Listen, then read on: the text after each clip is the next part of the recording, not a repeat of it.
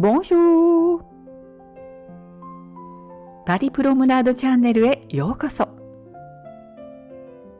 パリに春が巡ってきました。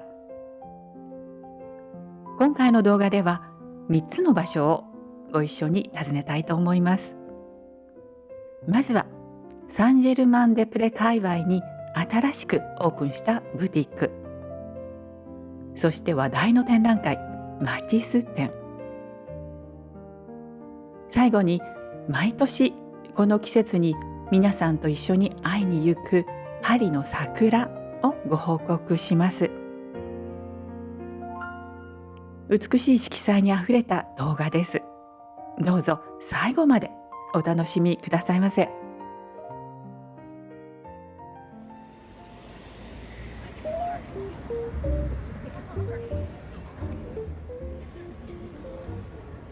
最初にご紹介するのはサンジェルマン・デ・プレに今年オープンしたばかりの新しいブティック、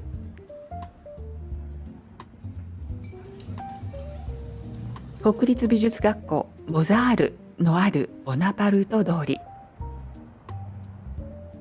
そのセーヌ川に近い場所にひときわ美しいブティックが誕生しました。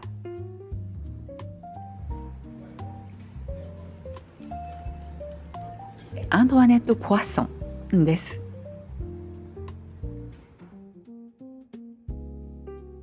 このブティック、ウィンドウからしてすでにとってもアーティスティックだと思いませんか？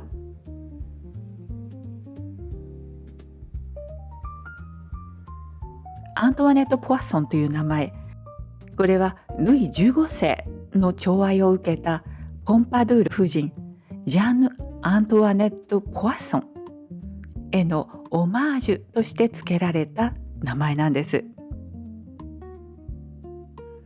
彼女はフランス装飾芸術の偉大なパトロンとして知られ、壁紙や室内装飾をこよなく愛した女性でした。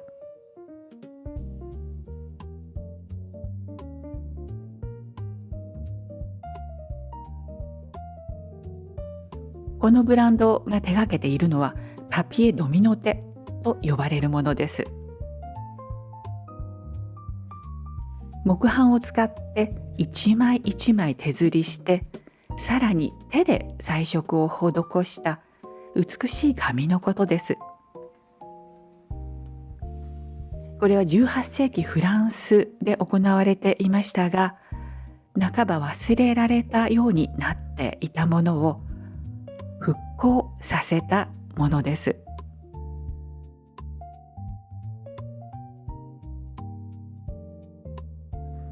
このブランドを立ち上げたのは文化財修復の専門家ヴァンサン・ファレリーさんとジャンバティスト・マフタンさん。彼らは歴史的な建物の修復作業中に壁紙の層の下から発見した古いパピエ・ドミノテの美しさに心を奪われ、この忘れられた技術をよみがえらせることを決意しました。そして2012年にパリでアントワネット・ポワッソンを創業しました。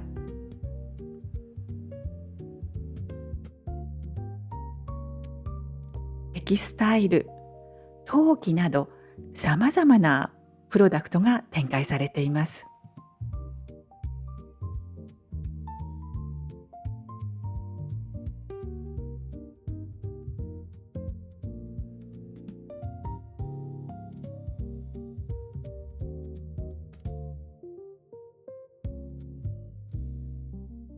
これはパリの装飾芸術美術館とコラボレーションしたシリーズ。美術館が所蔵しているモチーフを現代によみがえらせています。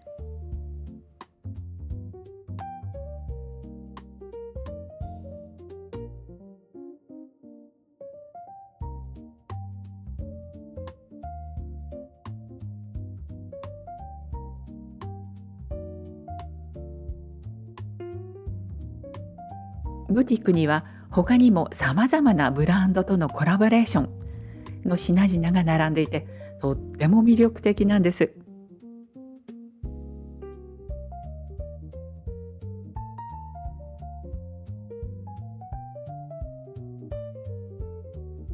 これ面白いと思いませんか？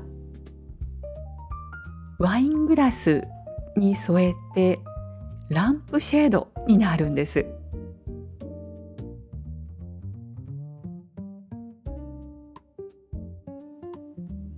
こちらはコンフィチュールのブランドとのコラボレーション。中にはヘーゼルナッツのペーストが入っています。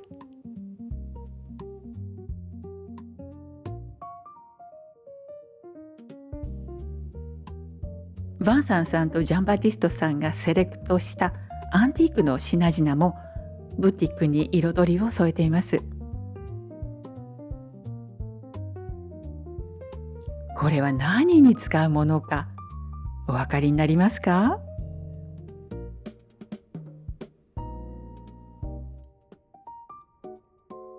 ろうそくを消すための道具なんです。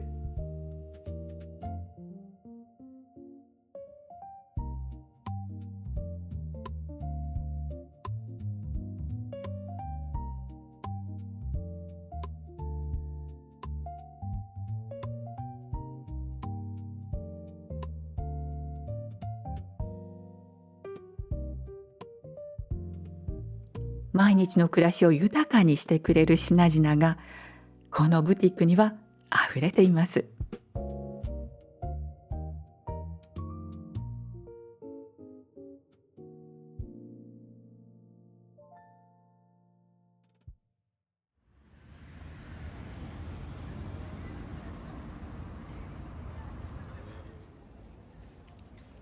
パリの歴史的モニュメントの一つ、グランパレ。このチャンネルではもう何度かこちらでの展覧会をご紹介しています。そして今、パリで最も注目すべき展覧会が始まりました。マティス展です。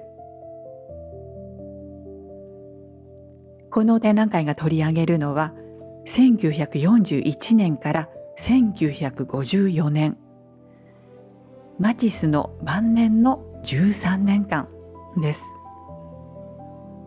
まず彼の自画像に迎えられます。1941年、71歳のマティス。実はこの年の1月、彼は命に関わる大手術を受けました。私は生からの旅立ちをあれほど準備していたため、まるで第二の人生の中にいるように感じる。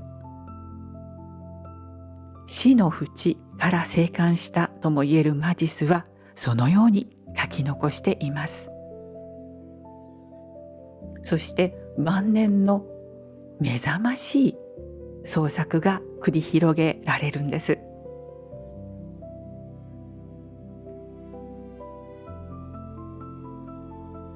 最初のゾーンは1940年代に描かれた絵画の数々。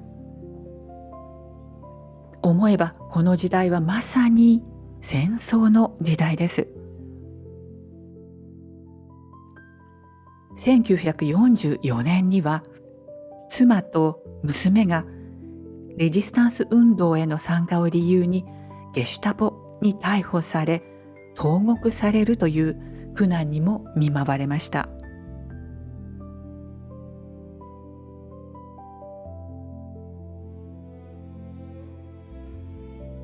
戦争と病という極限の状況の中で描かれたとはとても思えないような生命力がこれらの絵の一点一点から溢れ出してこちらにエネルギーをくれるようなそんな感覚を私は覚えました。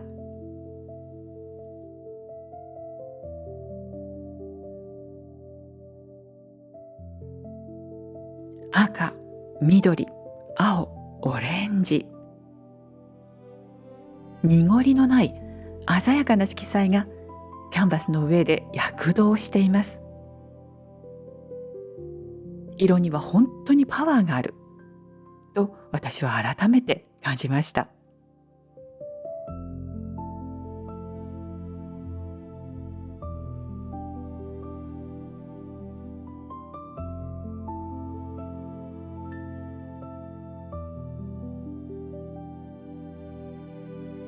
ところで、この展覧会がどうしてそれほどまでに注目されているのか、その背景には特別な事情があるんです。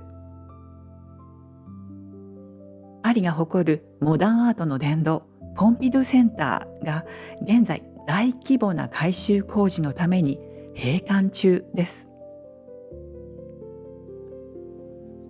その間、所蔵する膨大なコレクションが各地で展覧されますが、その一番大きな舞台がこのグランパレなんです。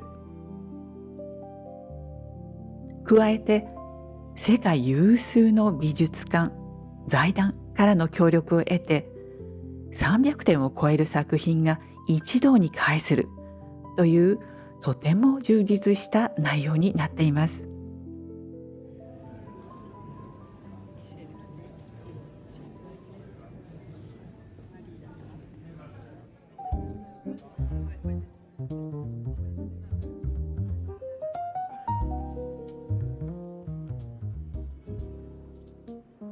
晩年の彼が新たに見出したのが、色を塗った紙を切り出して構成する切り紙絵、グワッシュデクペという手法でした。色彩の中に直接切り込むことは、彫刻家の直接彫刻を思い起こさせる。マティス自身がそう語っているように、絵筆を置き、ハサミを持つことで線と色を同時に生み出すことになったんです。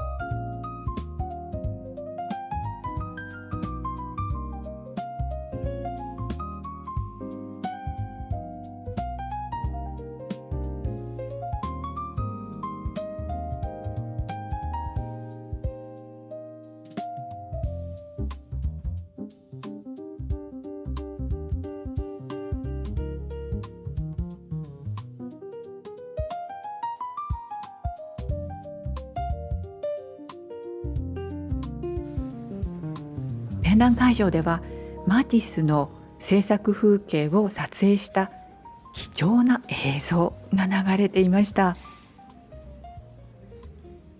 仕立て屋用の大きなハサミを自在に操る手元。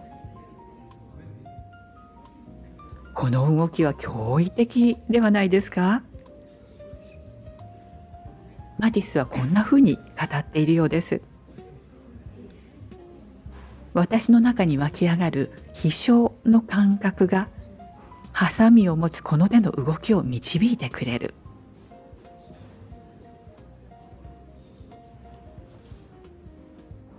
南フランスのヴァンスに建てた礼拝堂のコーナーも見どころの一つです。ステンドグラスのデザイン、壁面の陶芸、家具、司祭の衣服まで、礼拝堂のすべてをマティスが手掛けました。費用の多くは自らの資金で行ったのだそうです。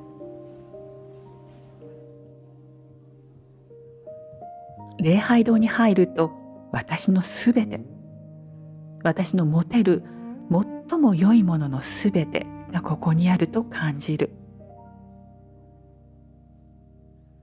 礼拝堂が完成した後、マティスはそのように語ったようです。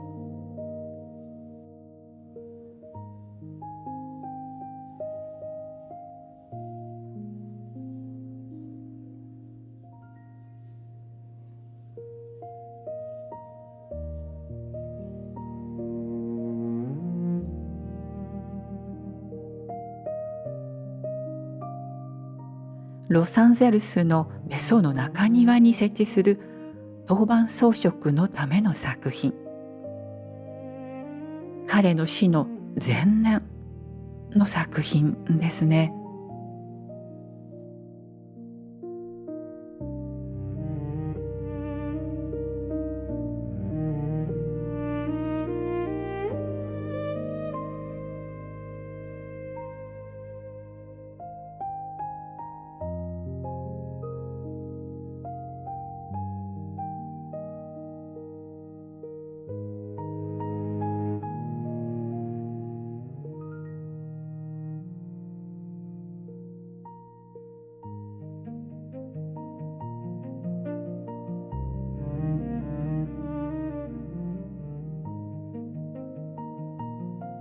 最後の部屋でこの4点に迎えられた時、私はまるでそれが巡礼の終着点であるかのような感覚を覚えました。マティスは1954年11月3日、84歳でその生涯を閉じました。亡くなる2日前まで作品に取り組んでいたのだとか。訪れた人の多くがこの言葉を写真に収めていました。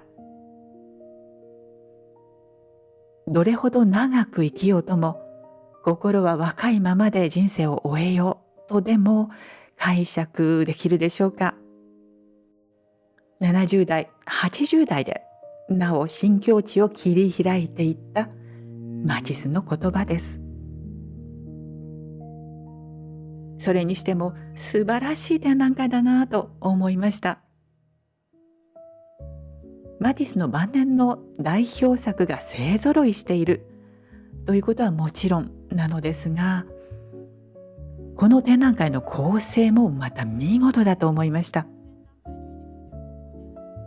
見終わった後、それはさながら壮大な映画、あるいは交響曲に浸った後のような深い感動を覚えました。ミュージアムグッズもものすごく充実していますね。この展覧会の会期は2026年7月26日までの予定です。この間にパリを訪れる機会のある方は、ぜひご自分で体感してみてください。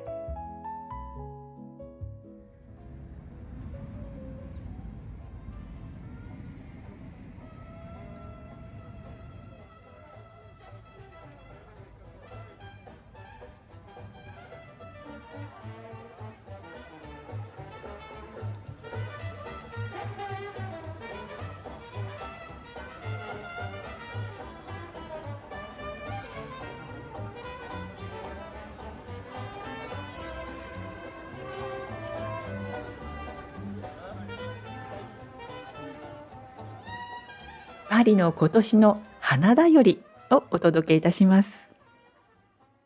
こちらはパレロワイヤル。木蓮が見事に花開きました。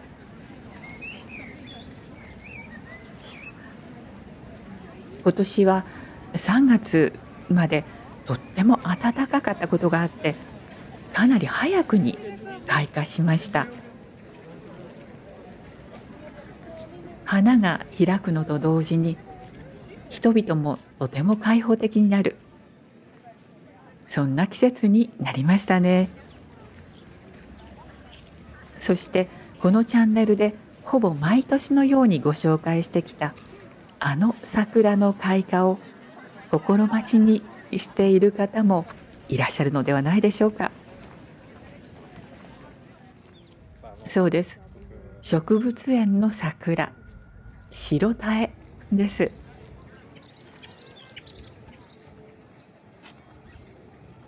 パレロワイヤルの木蓮もいつもよりずいぶん早く咲きましたので、おそらく例年よりも早く花が咲くのではないかと思い、私は何度か通いました。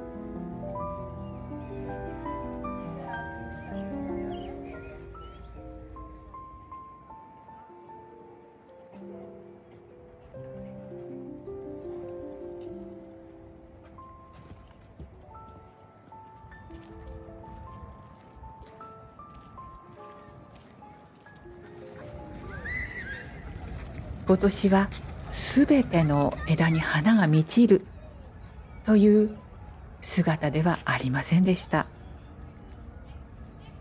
病気なのでしょうか。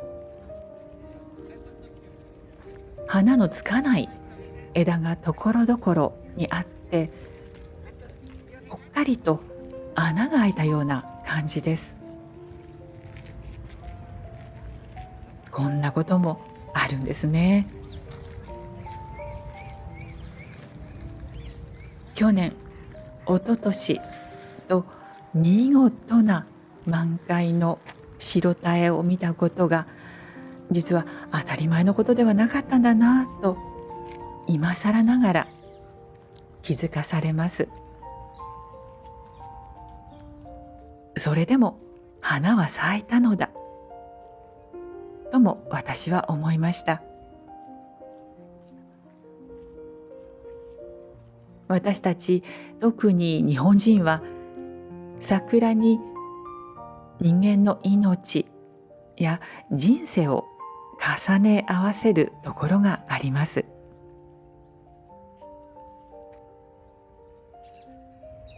半分しか花が咲いていないと思うのか、半分も咲いてくれたと思うのか。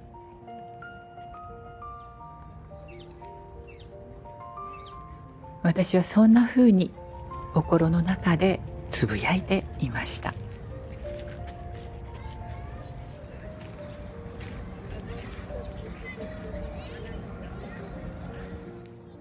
最後までお付き合いくださいましてどうもありがとうございました。今回の動画はいかがでしたでしょうか。お楽しみいただけましたでしょうか。この動画が良かったと思われたら、ぜひ高評価をお願いいたします。また、チャンネル登録がまだお済みでない方は、ぜひチャンネル登録もよろしくお願いいたします。私にとってそれがとっても励みになります。また、お寄せいただくコメントからもたくさんのエネルギーをいただいております。どうもありがとうございます。皆様も素敵な春をお迎えくださいませ。ではまた次回の動画でお会いいたしましょう。アビアント。